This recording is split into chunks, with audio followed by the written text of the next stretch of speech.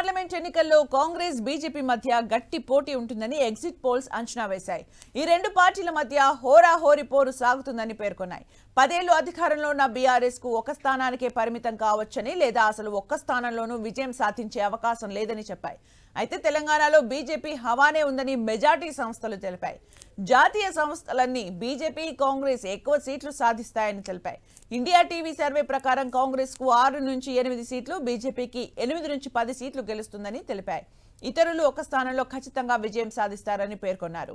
ABP సంస్థ Congress BJP 7 నుంచి 9 సీట్లలో గెలుస్తాయని, బీఆర్ఎస్ ఇతరులు ఒక స్థానానికి పరిమితమవుతారని పేర్కొంది.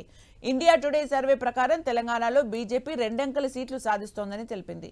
బీజేపీ 11 నుంచి 12 సీట్లు, కాంగ్రెస్ 4 నుంచి 6 సీట్లలో గెలుస్తోందని పేర్కొంది.